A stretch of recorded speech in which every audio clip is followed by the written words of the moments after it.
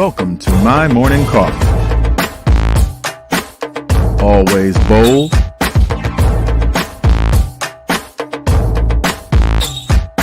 hot, and full of flavor.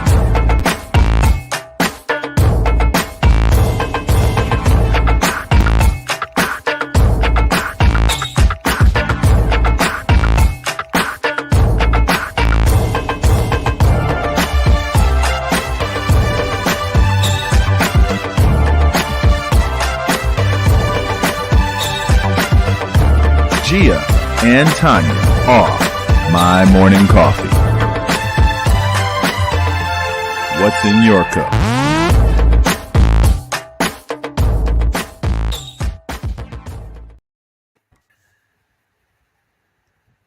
Well, look at these spring colors on this Monday. Happy Monday, everyone. Welcome to another edition of My Morning Coffee, where the conversation is always hot, bold, and full of flavor, well, and color today. So let's go ahead and jump right into what is in your cup, Miss Gia. What's in your cup? How have you been doing? What's going on with you? Good morning. I have some iced coffee this morning. One of those new, I guess, what they call shaken drinks or something from Starbucks. I had to get out early this morning. Shaken drinks. Yeah, they got some new. They shaken. It's called shaken something iced coffee, but it's some. I'm trying to be all healthy, so I think I got some I think it's oat milk and almonds and yes, oat milk and some caramel and stuff. Something I made up, but I called it the jam. That's what the girl told me. She said, "Oh, that's the jam," because she was like, "I said, yeah, you guys had this new drink," and I said, yeah, my sister got something and she had brown sugar in it. She said, "Oh yeah, I like it with the brown sugar and stuff." And she goes, some people even they put a little caramel in it. Cause I told her I'm not a real coffee drinker. I like my stuff kind of light. And she said, "Oh yes, people put coffee in it. It's really good. It's the jam." I said, "Girl, well, give me the jam." So I got the jam. I call it the jam. I don't know what it's called for you Starbucks people who go on a regular basis. Y'all probably got some little fancy name for it, but I don't know. But yeah, because it was hot this morning, I had to get out and go pick up my car from the shop because my car broke down on me on Friday, y'all. It broke down on me. So yeah. So I had to put my little baby in the shop, and they had it ready they said it was gonna be ready Monday. I thought maybe Monday later on, but they had it ready Monday early in the morning. So I got up and I ran out, and it's kind of hot out there. So I said, let me get some Starbucks on my way back in. So I got a little Starbucks today. Yeah. So what have I been up to? Nothing. I vended this past weekend. I know y'all. One day you're gonna ask me that, and I'm gonna have something really, really good for the people. But right now, I don't have nothing really, really good other than I vended this past weekend at the Nothing But Black flea market. The Baldwin Hills Crenshaw Mall did that on Saturday, and then Sunday was fabulous. I don't know if we should talk about it now or later, but we had the brunch with brands, and it was awesome. It was so good to be amongst some awesome women. We had like 15 attendees, which is great. This was our first one, so I was excited about that.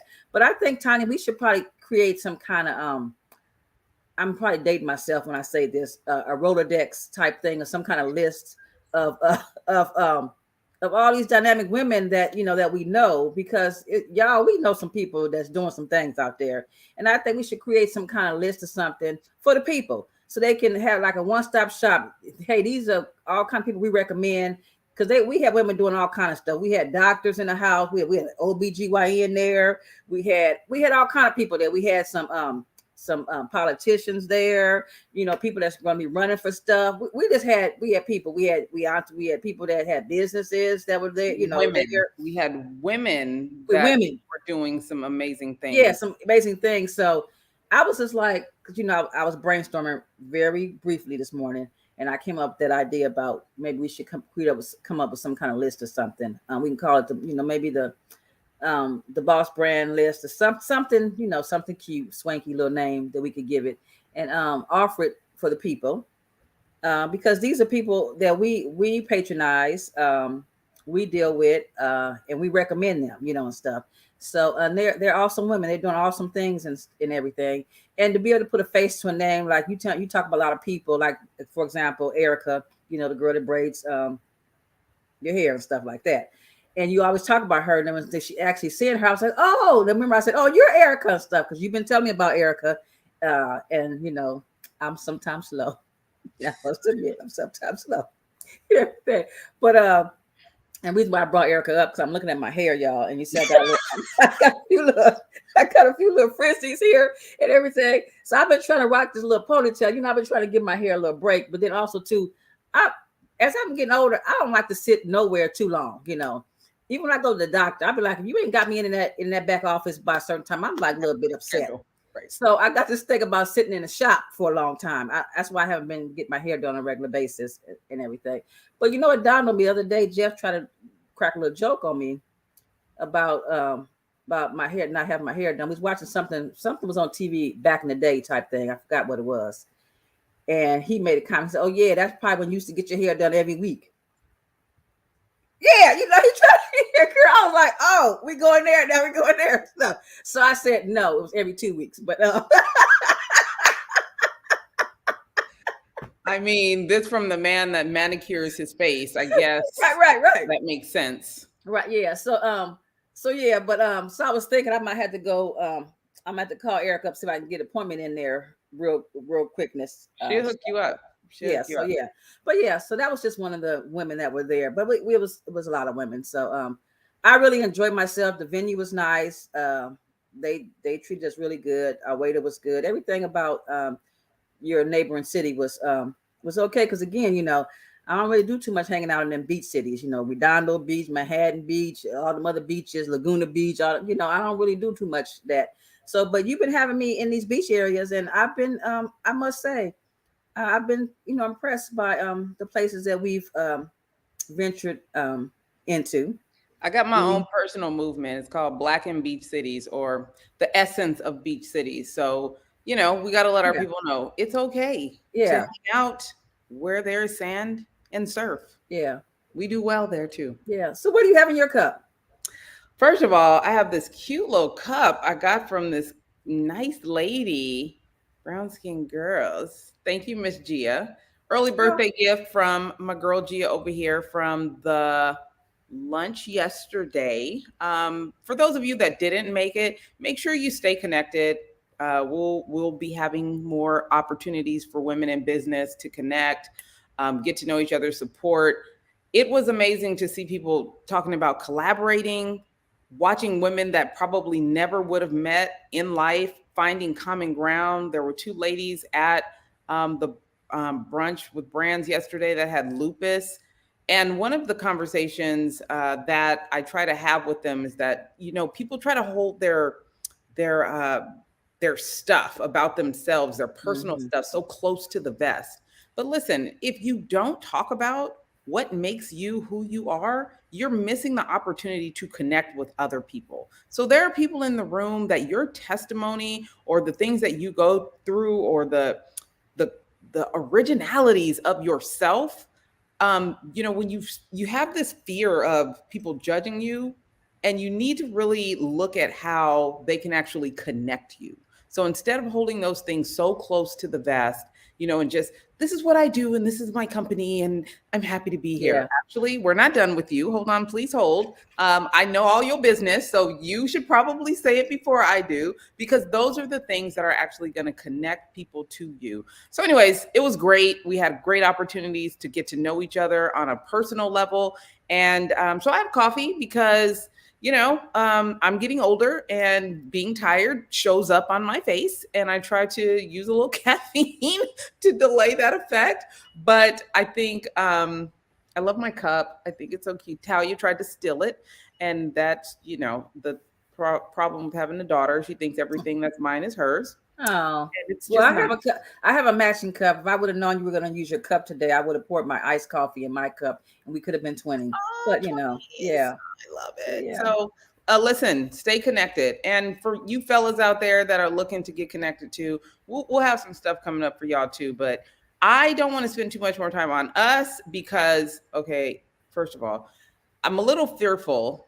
Every time, Gia always says, every time me and her have a conversation, she winds up with stuff to do. I'm almost afraid to bring this guy on because I have a feeling by the time we're done, Everybody's going to have something that they need to do to improve their life or their business, including myself. So I don't want no extra work, but there may just be an opportunity for everyone to leave this conversation with some self-directed items to get your life right. Get your life right, get your business right, get your mind right. And I don't want to waste any more time. I want to bring on Mr. Audley Stephenson from the Audacious Living Podcast. But listen, I know this is going to throw you for a loop. He's also the commissioner of the NBL in Canada. Okay, just keep that in your mind. NBL, okay. National Basketball League. Okay. Yeah, I told y'all I'm a little slow sometime. Okay. So I don't be going to Canada. I don't know what they got over in Canada. Shoot. Other than we about to find out. How about exactly. Bring them on. Sir, good morning, good afternoon, good evening. Thank you for joining us today. What's going on within your company? Well, this is a pleasure. Thank you. I appreciate the time, the chat. I appreciate the dialogue between the two of you. I've got my NBL mug I'm drinking. I've got some water. I had my green tea first thing in the morning and having some ice water now and feeling good. So thank you for having me on with you guys. Listen, did you just say green tea? I just started this whole green tea first thing in the morning. It's the best way to get your metabolism going and burn some calories. Why do you drink green tea first? Okay, wait, hold up. Before you go, Tonya, you be finding out these things, but you don't want to share. Okay, and we were just talking about you yesterday, how we don't want to show up at the brunch because you be working out and everything, and we done sat here in COVID and put on some pounds, and you drinking green tea to help your metabolism start, and you ain't told nobody. Look, my metabolism is slow, girl. I told you I'm old. It's slow. So why you didn't slide me a little text message, Gia? I needed to make sure that it worked first. I'm not going to give you something to do that don't work. So you see how she's trying to get out of it. She's got your best interest in mind here. I hear that loud and clear. Listen, it's something new for me as well. And I have to admit, I'm not regular as I should be with it. So this morning was one of my good days. So I got it in. I can't guarantee tomorrow, but I got it today, and it's day-by-day process. That's what I'm working on. So did you hear the same thing, or do you just like green tea? Like, talk to me about your regimen. I just kind of like it, and I have heard things about it, but I've got no evidence to prove for myself to go, this is why I'm doing it. But I'm working on that. So I'm trying to build up my evidence, be able to say to you, Tonya, here's what's up.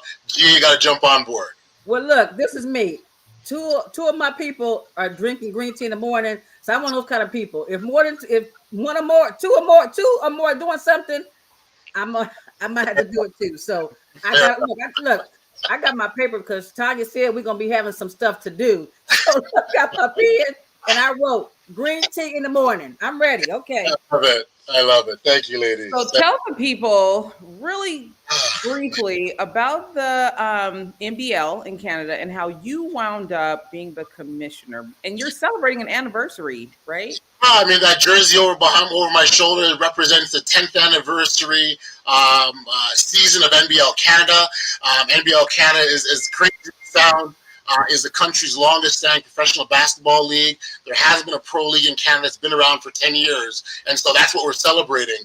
My history with it, it's funny how things start off so innocently and really simply. But, back in 10 years ago, back in 2011, when the league first started, I've always been a lover of the game of basketball. I've always appreciated the game. Never good enough to play in it at any high level because I wasn't really coachable as a kid, but I still love being around the game. And I heard this new league was starting up, and I just wanted to be a part of it. I wanted to contribute. I thought it was new. I thought it was exciting. I thought there would be opportunities to be on the cusp of something great. Is really kind of what my mindset was back then. And the league had started, and I jumped on board as a volunteer, and I was doing stuff like creating content, and I used to podcast back then. Like, I used to have a basketball podcast, so I did that.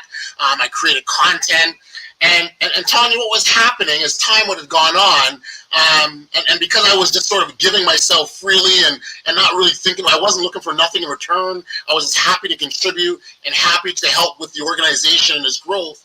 I started to become more of a value to them. And I started to become a trusted member. I started to become relied on to do more. I started to be asked and requested, hey, can you help us here? And, 5 years ago, a situation had arisen where the league was looking for a deputy commissioner. Actually, the funny story to that is I was at a sort of a crossroads personally in my life, and I was kind of figuring out what I wanted to do next. And I was going through a really bad divorce at that time, and I was really struggling. And the league was looking for a deputy commissioner, and someone approached me and said, hey, would you like to do this? And at the time, I was really uncertain because of my personal struggles. But interesting enough, I had just sort of got to that point where I wanted to fully close that door.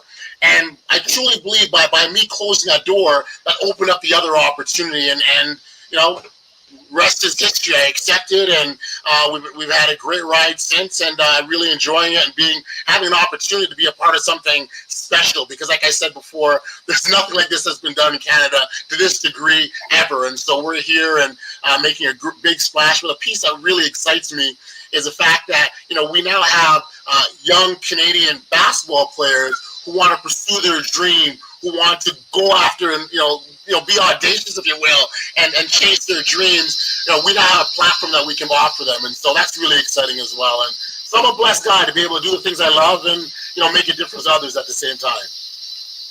Where are you from? Toronto, Canada is where I was born and raised. My roots are in Jamaica, so Jamaican roots. But yeah, Toronto, Canada. How? Like, how did you get there of all places? Why you ain't in LA with us? How did that happen? Right, exactly. I think what happens, back in the days, you had a choice of, do you go to the U.S. or do you go to Canada? And, my parents chose Canada. So there we go. I'm here. Okay. So what's it like in Canada? Canada's a great place to be. If you've never been, it's a fabulous place to be. It's no different than a lot of other places. We've got our own challenges, we've got our own problems, but we've got our wonderful things that make us great as well too. I think oftentimes we think that the distance, or because we're X number, apart from one another, that things are vastly different, and they're actually not. We've all got the same interests. We've got desires, hopes, dreams, wishes, and I would say it's very, very similar to where you are. Well, the only thing I know about Canada is that, and I don't really know much, is that it seems like it's expensive because when I do my magazines, it has the U.S. price and then it has the Canada price. Yeah. And the Canada price always is always high, so I would always say, oh, it's kind of expensive over there in Canada. Not too bad. I mean, I think these days inflation, we're all affected by that, and rising gas prices and oil prices. I think it's expensive everywhere. It feels like to me. Okay. Maybe we need to take the My Morning Coffee over to Canada, Tonya, and have a podcast over there. Whatever you want to do, Gia. Whatever you want to do. So since you did say that it's similar to a lot of places, talk to us about racism, law enforcement, political discourse. Is it also the same? So it's interesting. I can remember a time when and I don't know where they got the numbers or the metrics, but they often talked about Canada being 10 years behind the U.S. and a lot of when it comes to societal unrest and racism and the discourse between the police and the communities and these sorts of things. Again, where they got that 10-year window, I don't know how they arrived at that. But I would say that, again, when I talked about it being very similar, I think it is very much similar. When Black Lives Matters hit, we were impacted as well. We had all sorts of protests and, in some instances, some riots. Maybe not say as violent, if you will, but certainly it did spill its way over. And I guess a part of that too is you look at the internet, right? The internet brings us all closer together. The internet allows us to experience issues, almost at the same time. Yeah. It feels like, and so I would say we're not immune to it at all. We have various forms of racism, whether systemic or societal, or with police brutality and those sorts of things. Those issues exist here as well. So what's the okay? So besides being a commissioner, is that a full-time job for you? Yeah, it takes up all my time, which is a blessing. It really is. Okay. So well, I'm trying to find out what the workforce is like. Like, could I come out there and get me a job? In law enforcement, how she's about to retire. She's trying to figure saying, maybe I could retire and go be a Canadian police or something, or who knows, hey. Opportunities abound themselves. Yeah, maybe I could become like a chief or something of the Canadian Police Department or something. I don't know, Right now, you're in a great place. What's wrong with what you're doing? Oh no, I've been look, 30 years of law enforcement in LA. Hey, that's like dog. You know how they say dog years, so it's probably like 100 years. Somewhere else. Okay.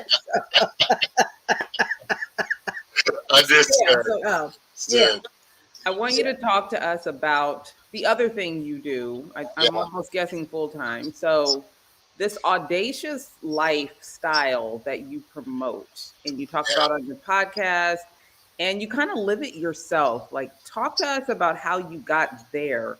What is that all about, and why is that the hill you're willing to die on?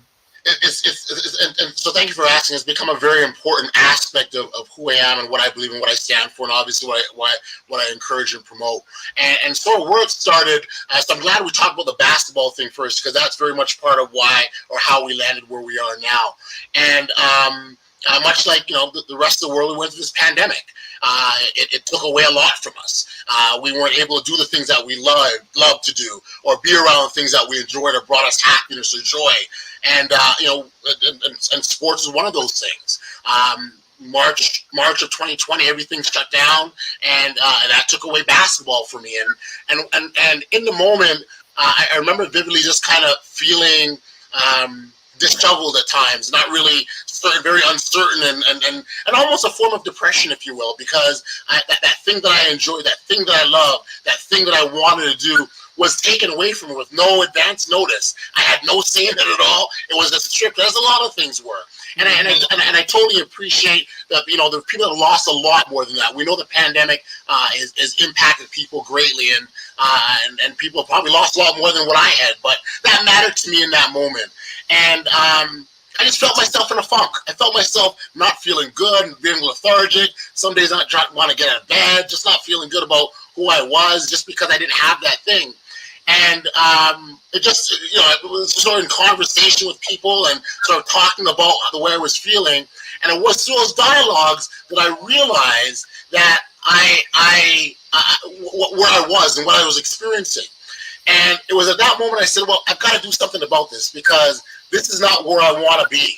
This is not how I bring my best self to the world in this state, in this zone. And I really thought long and hard about what it is that I wanted to do and how I wanted to be different and how I wanted to step out of that space.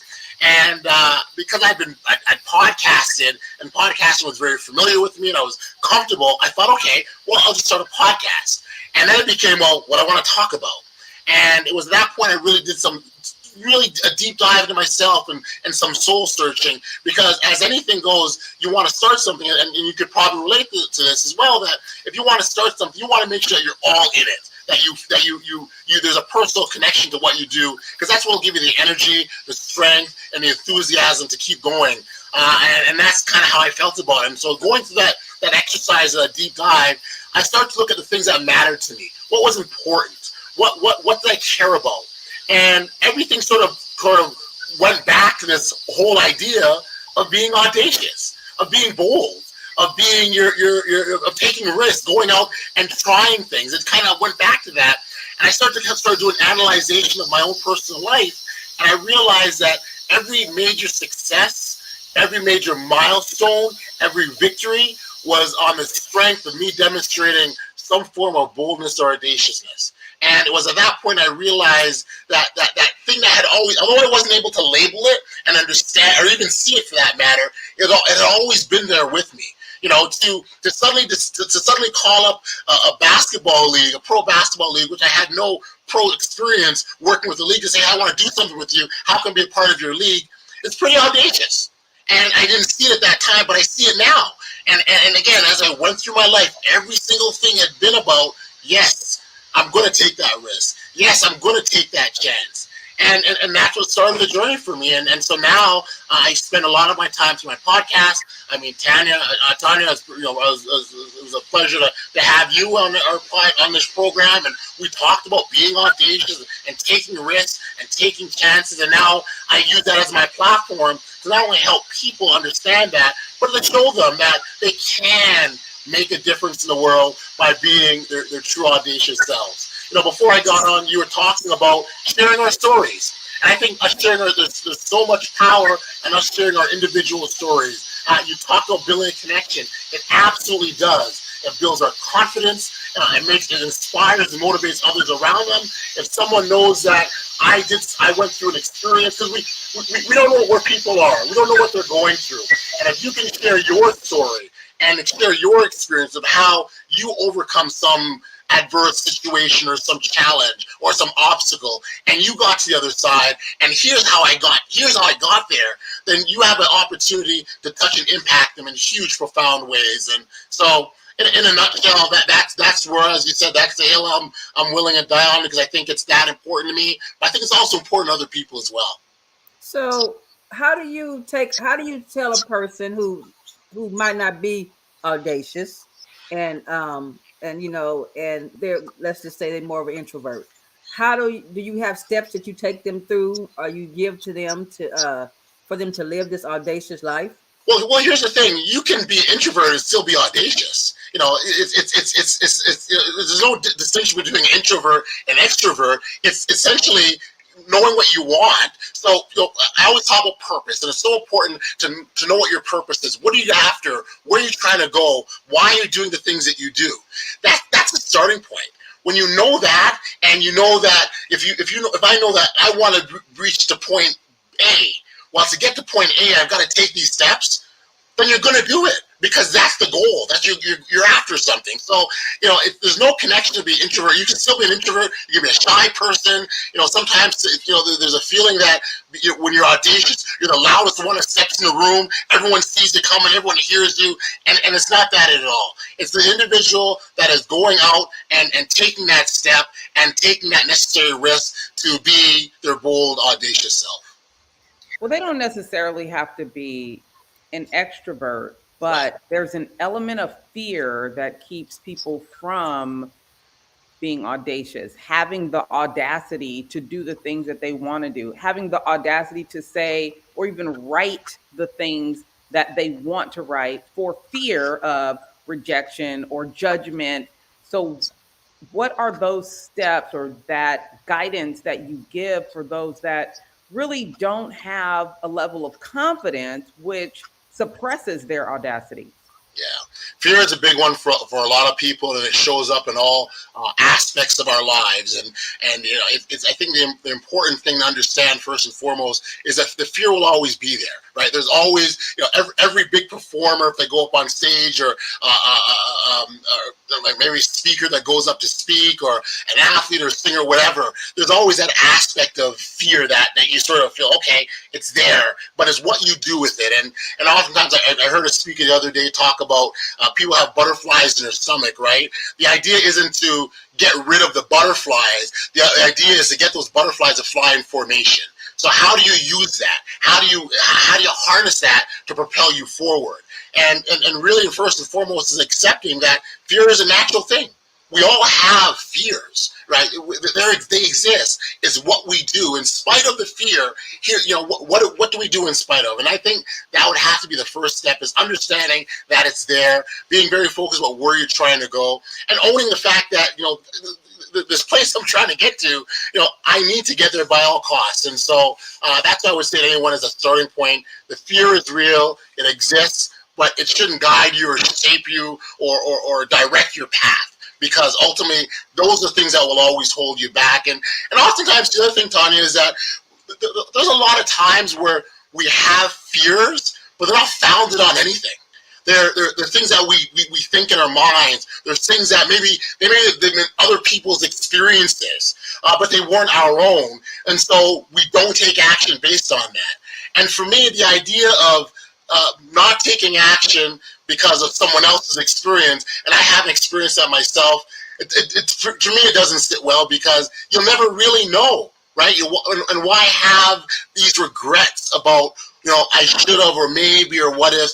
Take that chance. And in the end, oftentimes what I'll say is, you take that chance, and when you get to the other side, oftentimes you're like, yeah, it wasn't that bad after all, right?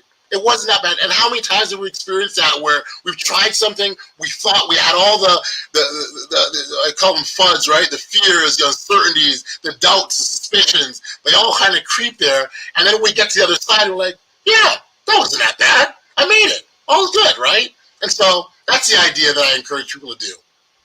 When we talk about, you preach and having an audacious life, I'm all about personal branding and elevating your voice and your message. And those of us that do teach, train, coach, things like that, the general public feels like we don't have those problems. Like, well, you just know how to do it. You're good at it.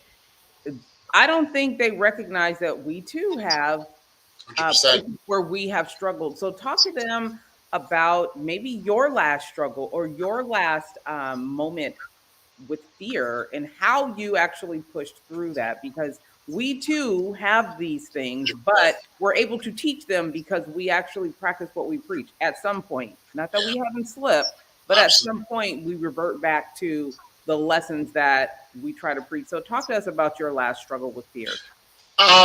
It's interesting. I think the difference too, for those that that preach this, I think oftentimes what happens is you build up a bunch of wins behind you, and so those wins you get, you have proof that living this way or doing these things actually work. And so the more you do it, it's not always easy, but the easier it can be because you have that behind you. I think for myself, I'll go back, maybe not say the last fear, but I remember one of the fears that I had, several years ago, is before I was the commissioner of NBL Canada. I had a good friend of mine who his name is Rick Sovereign, and Rick was he was a professional golfer, a very good friend of mine. Actually, our daughters had played basketball together. That's how I got to know him. He's one of the parents because our daughters were on the same team, and so we'd become very close over a number of years. And Rick was actually it came to a point where Rick was struggling with pancreatic cancer. So he had a cancer that a prostate cancer rather, and he was struggling for a number of years. And I remember him coming to me and saying, you know something, Audley, because he knew I was involved with NBL Canada. I was nowhere in the executive at that point, and I remember him saying to me, Audley, I can see you, one day, running this league. And I was like, you got to be kidding me. That's not me. I can't do that. This is not within my skill set. I don't have that capability. I don't know what you're seeing. You've got to be crazy. Like, I had them all built up. And a part of it was because I had this, part of it, this fear that people would not understand me, which I'll explain a little bit. So one of the fears I had growing up as a child was that I had this definitely fear of speaking up publicly and people not understanding me. And so because of that, I didn't speak up. I said very little, or I said as little as possible. I only said what needed to be said. And so when Rick brought that up to me, it sort of brought me back to there again. I'm like, well, no, I can't do that, because that means I got to get up and talk in front of people, and I got to explain my ideas, I got to explain my logic, and they may not understand me, and then I'll look dumb. And so I was really, really afraid of taking that step and taking that action. And I'm glad that I did take that step, obviously, because I think I've done all sorts of wonderful things, and I've been able to enhance my own life, but those around me through my experiences. But I go back to that fear of just not being understood, and people not understanding or hearing me, and all the, and then you go down like a scale, right? You kind of get out of control, and you start thinking all sorts of, your mind takes you places. But when I think back to that time, and I think back to what I had to overcome, I'll never forget the day when I was appointed commissioner of the league. By this time, my good friend Rick had already passed, and I remember saying, how sorry and sad that I was that here I was finally in this position that Rick saw 4 or 5 years earlier, and he wasn't able to actually see me in the role. And it was in that moment where I kind of snapped out of it. I said, Rick didn't actually need to see me in the role because he already did years ago, right? And he didn't let my fears of what I thought I couldn't do, or what I wasn't able to achieve, or what I couldn't become, he didn't pay any attention to that at all. He looked past that and saw my potential, and I'm very appreciative of him to this day. I still have great appreciation for him giving me that encouragement, because it was that boost, that support that got me to where I needed to be. And I think oftentimes those around us can see the greatness in us all times before we can, right? They can see our perspective and see our potential before we can. And I think there's some value in hearing what people have to say, because, again, what they can recognize in you. You said sometimes other people can see your potential. I have had conflict with people in my life that not only could I see their potential, but I think I wanted more for them than they wanted for themselves. Right. So you keep pushing and pushing and pushing. How do you know when it's too much? How do you know, as someone that promotes an audacious life, and you can see what Right. others can't see, and you have ideas of greatness for them and they can't see it, but to keep from that conflict, sometimes you have to pull back. Yep. How do you deal with that balance? Because I have struggled with that in the past. It's tough. I mean, it's a coaching technique more than anything else, because as coaches, you're not the one that's doing the work. It's the individuals who have come to you and said, "This is what I want to do." They've essentially got to do the work. But in a scenario where you see that greatness in someone, it's something that they've got to do for themselves. And one of the things that help kind of guide and shape my sort of direction is, at the end of the day, we're all on a different path. We're on our own individual path. And as much as I might want something for you in that moment, maybe now is not your time. Maybe you're not ready for it. Maybe there's other things that you're supposed to experience or see, or something else that is intended for you. And as much as I want it now, and as much as I can see it now isn't your time. And so there's certain level of acceptance that you just have to have. Because I think timing is everything. You can't force something you're baking a cake. You can't force it to bake any quicker if it's not the time. You've got to give it the time. And so that's how one of the things that I've had to do to actually say, okay, maybe they're just not ready. Maybe now is not their time, and allow them to know that, hey, I'm the support. If you need something, you know where to find me. I got you. But you've got to make that first step. I can't do it for you. But maybe it could be to their fear within them. And like you said, that's when the coaching comes in, because I believe that a lot of people say that, people see stuff in people that don't see themselves, and you get frustrated. I get you, Tonya, with people, because you see it, they don't see it. But then I say sometimes you have to walk them through it. You have to tell them what you see, because we just think that people see it because we see it. And sometimes people don't. And Right. you think, well, how come, I don't know why she doesn't see that she's great, or he's great, or he's good at this, or she's good at that. Sometimes they don't see it because in their mind, there is just maybe something they just do. They haven't analyzed what they do and how they do it. It's just something they do. So Yes. now somebody's telling you, oh, you should go do this.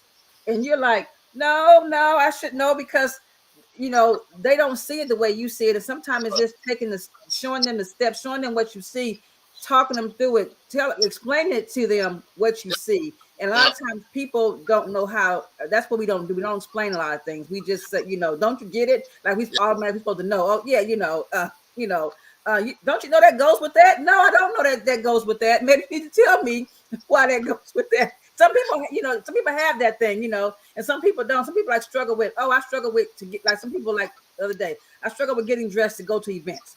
They look at some other person. Oh, you look so good. You just put that together and stuff like that. And it might seem so easy to that person.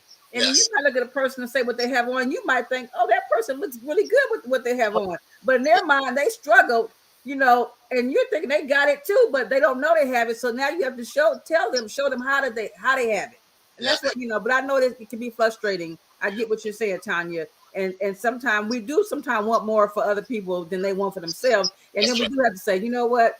Like you said, pump the brakes, stop. Maybe it's not their time. Maybe they don't get it. But for a personality people like Tonya, and I'm sure yourself, it's kind of hard for y'all to forget it, because you guys, and that's a good thing. Don't Tonya looking back. No, that's what makes you guys who you are. Like when you were saying earlier that you were kind of yourself in that. You just use Tonya and I. How come you put yourself in there? Oh, because no. See, I need that coaching. But you do make a good point with respect to our natural talents. We sometimes take those for granted. The things that we just naturally do as a part of us, we don't put any emphasis or value on them. We don't think they're important because they come easy to us.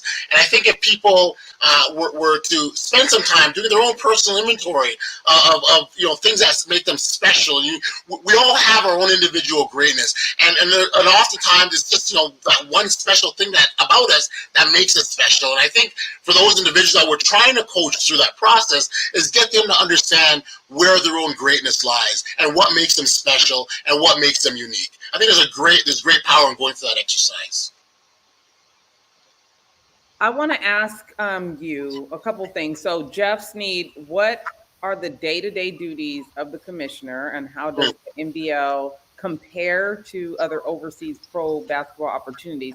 And then the second question is, does your professional life ever blend with your personal life, and how do you keep that keep those lines not crossed? Okay, especially with the coaching piece, because I could see how, or maybe it does, or maybe it should. Like, talk to me about that. So your day to day, and then Sure. We'll start the day to day. With everything, there's administrative work that's done, and so that's a big aspect of what I do. But as well, there's the business of the brand of the league, right? Promoting the brand, establishing partnerships, reaching out, sponsorships. We talk about sponsorships a lot. Looking for new opportunities within the league and outside of the league to grow the league. There's regular day-to-day, game by game operations things. We are exactly 3 weeks away from our playoffs, and so I had an extensive conference call this morning with talking about a playoff schedule, what that looks like, and talking to our PR staff and our marketing crew and our communications. And so it's a mixed bag. One day is never like the one prior. There's always something going on. A big aspect of what I do, and something that I probably wouldn't have seen in the onset, is that there's a lot of people type work that goes on, from communicating with others to listening to concerns to problem solving, helping, working through issues, coming up with new ideas, brainstorming. And I think that's a part of the diversity of the role is what I appreciate and love the most, because it changes all the time. And at the same time, so I've got this brand, I've got this league that I'm 100% responsible for, whether it be, player on court or off court or in our communities. It's all sort of falls under what I do to some degree. And I think we're unfortunate. There's a lot of stuff where I'm fortunate enough I have an awesome staff around me that helps and supports me and makes me look good. And sometimes it's not always easy to make me look good. So I give them a lot of credit for what they do. And in terms of how they compare to other pro opportunities, NBL Canada has been around for 10 years, and we have a long, and I'm assuming, Jeffrey, that you mean from on court, like from a basketball perspective. We've been around for 10 years, and our league is very comparable to the top leagues around the world. Oftentimes what happens is where we get preference is the fact that we're in North America. I oftentimes use this analogy where if you're a top Division I basketball player and you're looking for opportunities and you're not quite at the NBA, and I think we all can agree, the NBA is at the top level. And if you're not quite at the NBA, but you still want to play pro, you think about, well, what other options do I have? You can either go overseas, and for a lot of individuals, a lot of players, going overseas means being away from their family, their friends, their loved ones. There's no guarantee. It's something as simple as your cell phone. There's no guarantee that your cell phone will work overseas, as an example. And then for others who don't want to do that and they want to be close to the home, they look at our league as an option. So I think because of that, we're a very, very competitive league. We're right from the onset, from year one. We're always in a tough and challenging league, and we can continue to be very proud of what we do. How many teams do you guys have in your league? So this year, coming into this year because of COVID, we actually we lost two of our teams out in the Eastern Canada. We had a team in Halifax and Moncton, and COVID hit a couple of those teams, and it caused create a bit of a domino effect because we very much rely on regional matchups, and all of a sudden, when you don't have those local matchups, teams are having to travel. And Canada being such a big country, teams are having to travel that much further, and what that does, again, that creates that ripple effect because then it creates increased costs. And so two of our teams, we lost two teams after coming out of COVID. Two other teams chose to sit out this coming year just to save money and not increase their costs. And so we had four teams in the Ontario area.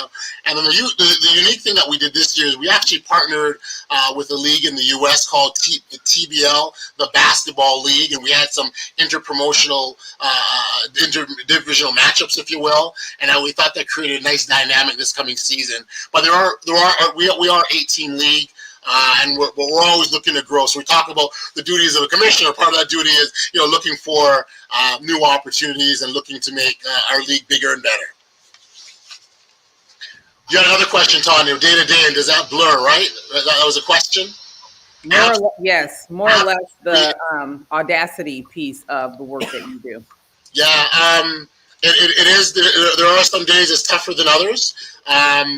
I find during the season, it's very, very difficult at times because of the fact that there's so much to be done and I'm drawn in different directions. But again, I was talking about earlier how important it is to find that thing that you love, that you could connect with. Because when you can do that, even when you're tired, exhausted, think you're low energy, you can still find that thing that makes you go and makes you continue ahead. And so I'm still trying to figure it out, to be quite frank, to make it work. But it has been working, and picking and choosing my spots. I figure on the off season, my audacious work will continue and elevate. But between now, it's just now and then we're sort of figuring it all in. I don't have the perfect formula. It's life, right? And you factor family and children and all these other aspects of life, of our day-to-day lives. It's a challenge, but when you're doing what you love and what you enjoy, it's a lot of fun. What is your family life like? Father of I've got 3 children. My partner had twin boys and girls, so we've got 5 children in our family. They're all active.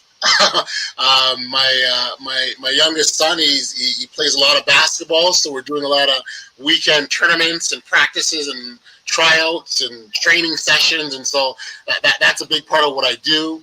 And he's 16. My second youngest child, she's 18. My daughter, she actually is on the autism spectrum, and that actually creates some interesting dynamics in terms of how we work and manage her and sort of negotiate life and bear into account her specific needs and interests. And so I'm very much about family, my children.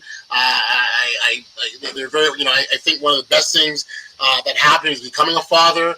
I think that's where I experienced my greatest growth. It taught me about the idea of responsibility on a whole other level. I was always generally a responsible guy, but when you become a father or a parent, it shows you what really matters and what's really important. And so that's a huge part of who I am as well. So yeah, I'm a family guy. So does your 16-year-old that plays basketball kind of look at you with a hero spectrum, or you just dad and he don't really care what you do for a living?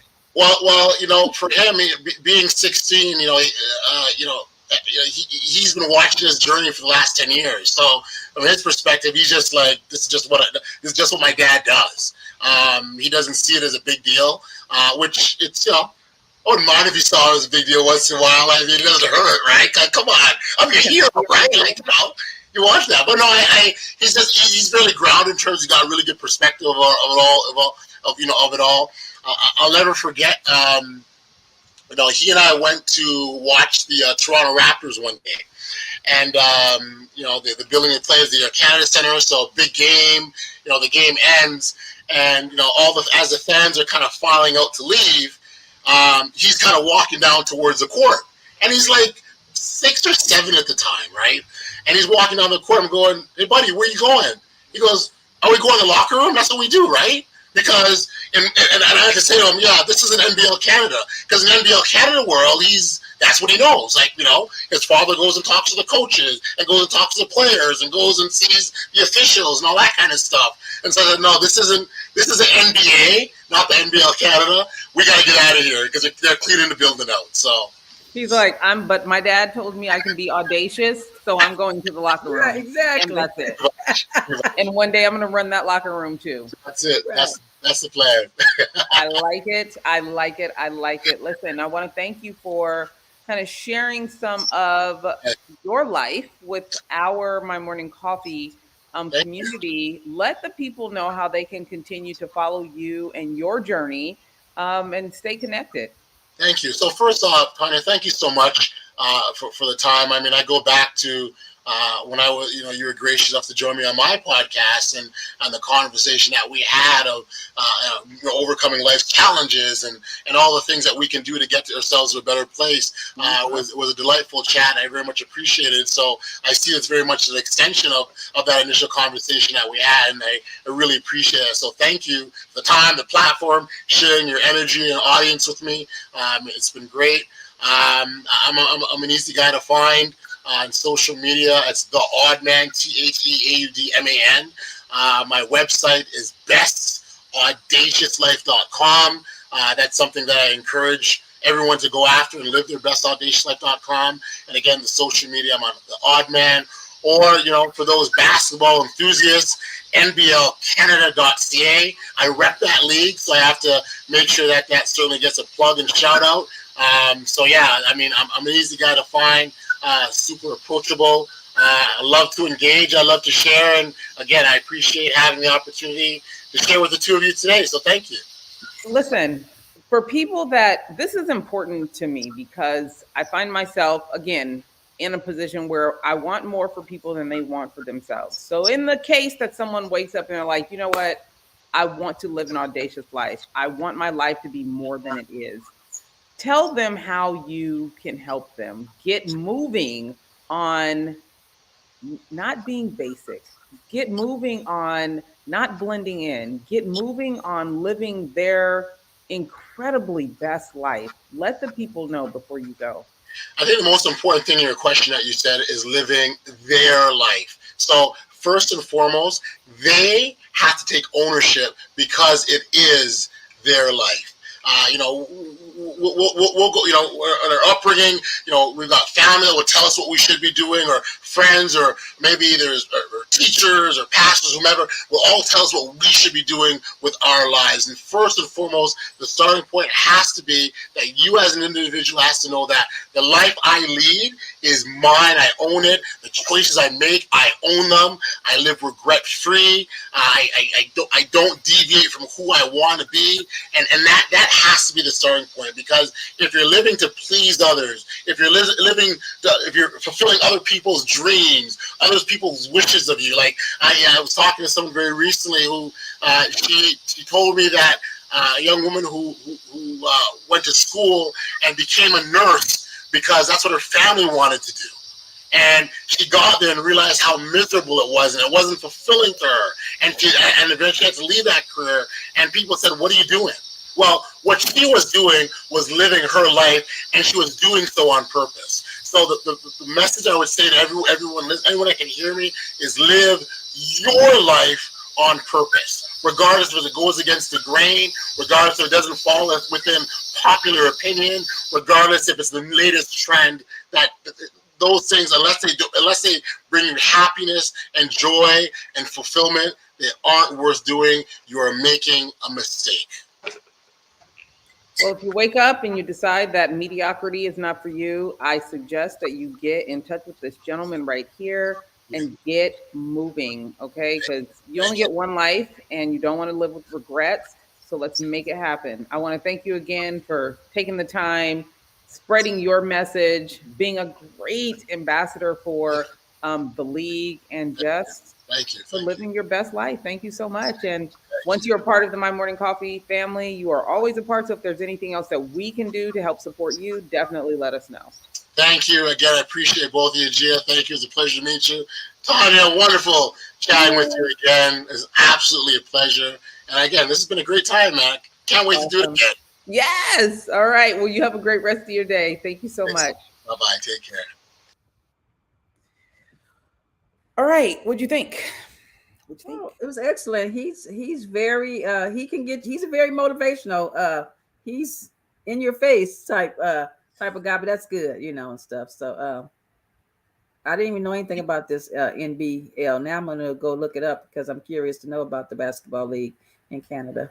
But your husband seems to love Canada. So did you not? Wait a minute. Hello, did you see that? I was like, oh, okay.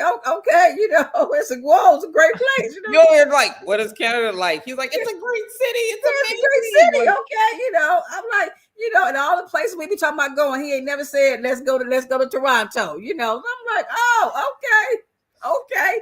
Canada's a great place. It's a great place. Putting all the business out in the street. I love it. You guys, you want to stick around. You always want to stick around. You don't want to stuff. Yeah. What's coming up for you? Let the people know and how they can stay in touch. I don't have anything coming up right now. I'm gonna get back. I'm gonna get in the lab and do some things right now. I don't have nothing on the calendar that I need to speak about right now. But yeah. So yeah, because I don't think I'm gonna be vending in the month of May.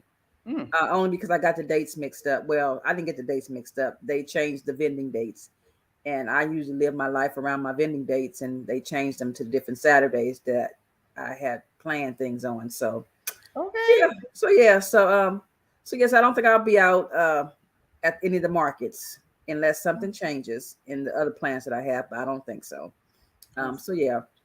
I'm going to the concert this weekend. I'm going to see Maxwell Anthony Hamilton on Friday because they rescheduled that concert. Was supposed to be last week, but they had to reschedule it because some of the members got COVID.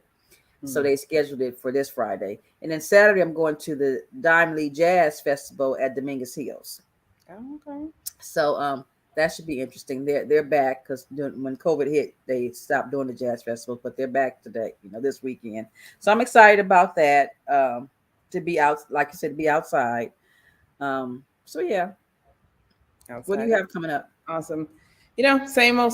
So you guys stay connected because I have some cool stuff coming up, but I want you to connect on socials, Tonya McKenzie PR or Sand and Shores on all social platforms. Yeah. And Tonya tries to get off the line real quick, but Wednesday is a big day. It's her birthday. Okay, well, we got to go now. And I'm not sure if we're going to be podcasting or not, but if we're not, you guys just go on our Facebook page and wish Tonya a happy birthday, okay? It's her birthday on Wednesday, okay? She tries to, not let us know these things, but, they leak out some kind of way. So we want to just shower her with love on Wednesday. More love than we normally shower her with because we always shower her with love. But yeah. So yeah, Wednesday's her birthday. So yeah. All right. And we'll be here. We actually have a pretty amazing guest. So I'll see you guys. But don't bring your coffee on Wednesday. Bring your bring a drink. Okay. Let's have a little early in the morning. Yeah, early in the morning. It's 5:00 somewhere. Even if it's not, it's in your head. In my head, it's 5:00 somewhere. Okay. Yeah. Good. You guys take it easy. Have a great rest of your day. And we will see you next time on My Morning Coffee. Bye. Bye.